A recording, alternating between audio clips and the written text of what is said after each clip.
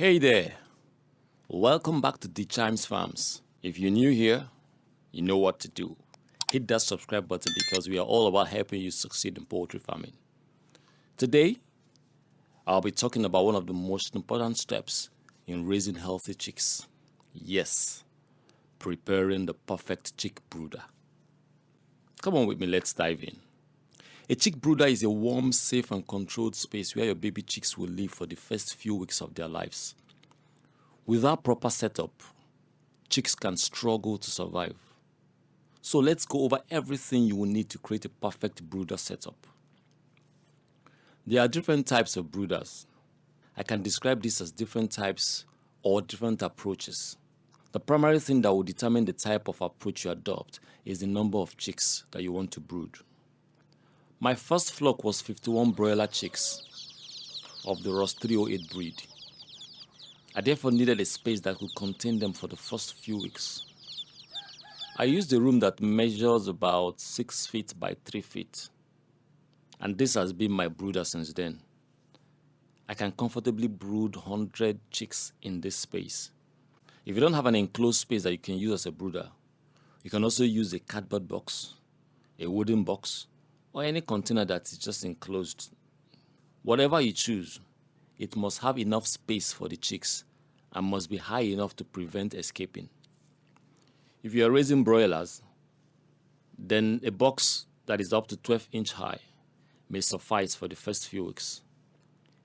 If, however, you're raising layers, these birds are a lot more active, so to be on the safer side, you should go for a higher enclosure to be sure you can keep them in.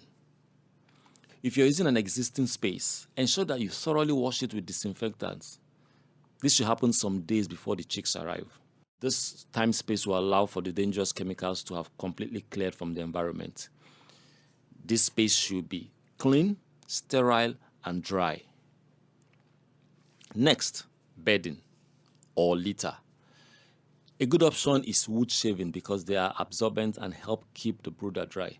Note that there's a difference between wood shavings and sawdust. Avoid sawdust, completely avoid sawdust, especially at this very early stage because your chicks can feed on them and they can also cause respiratory issues. You should also avoid using newspapers because it can be slippery and can cause leg problems for the chicks. Spread the wood shavings about 2 inches in depth to achieve an even bedding. What I do for my beddings is to add a layer of charcoal before laying on the wood shavings or whatever material I want to use. This is because charcoal is a great toxin binder and can perform a number of functions in your brooder. Some of its benefits include improved gut health, disease reduction, better digestion, enhanced feed performance, and reduction in manure smell. Even if your chicks ingest some of this coal, it will do them more good than harm. My approach is different.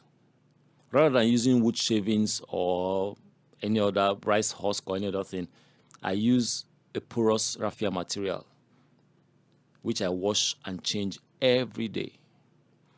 I started with cartons, as you can see, which I removed and cleaned every day.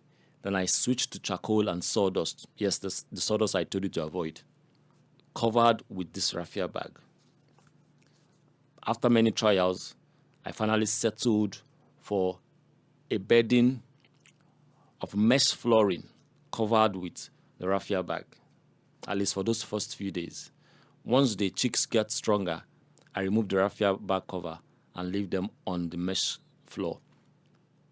This mesh floor allows their droppings to fall down to the floor below, which is like the floor is about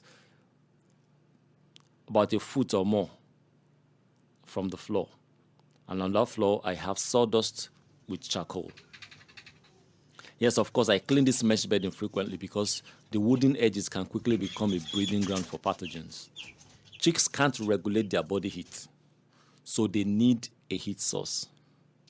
A heat lamp with a 250-watt infrared bulb is a popular choice. But a brooder heater plate is even better because it mimics a mother hen. I personally use a coal pot and 2 60-watt filament bulbs. I turn them on or off depending on the requirement. When it's cold, very cold, I bring in the charcoal pot that you can see on the screen to keep the temperature where I want it to be. So start with a temperature of about 35 degrees. I started with less because of the period. So you should always watch what is unique to you. Pay close attention to your chicks. Look at the temperatures and the humidity to be sure that what you are giving them is what they need. So as a guide, between 30 to 35 is a good place to start, at least in the first week.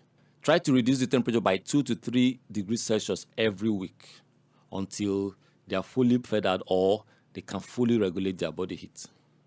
Place the heat source in one corner so chicks can move close or farther away as needed.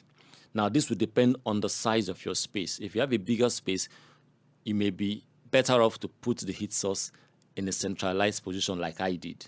My heat source was in the center, so the chicks could move close to it or away from it. It also helped the heat from the heating source to radiate evenly across the space.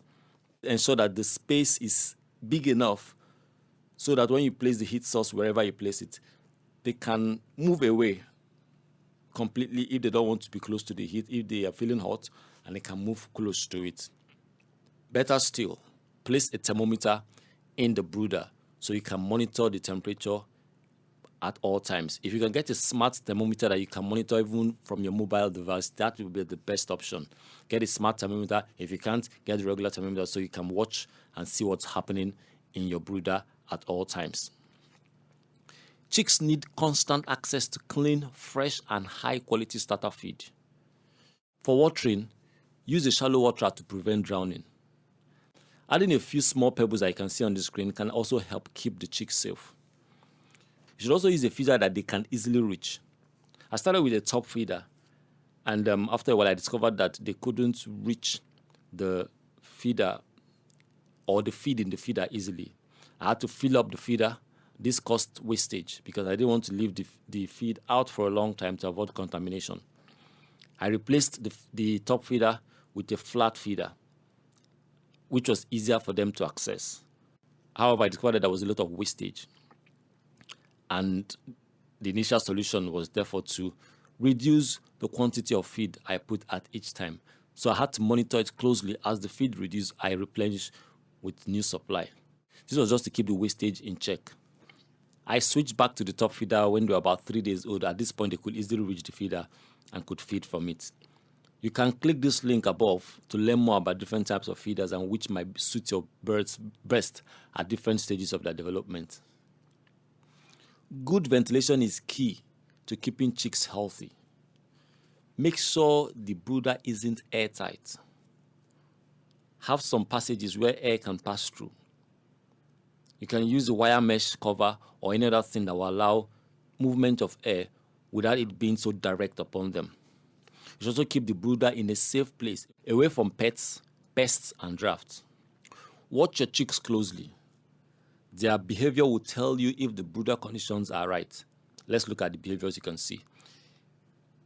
If your chicks are huddled together, then it's too cold. If your chicks are spread far apart and are panting, then it's too hot. But if they're active and moving around freely, then you have the perfect temperature. So that's it. It's as simple as this for creating the right brooder for your chicks. Once you have this, you have happy chicks and you're on your way to having healthy, productive birds. So, there you have it. If you found this video helpful, please give it a thumbs up, share it with a fellow farmer, and don't forget to subscribe for more poultry tips. See you the next time I post a video.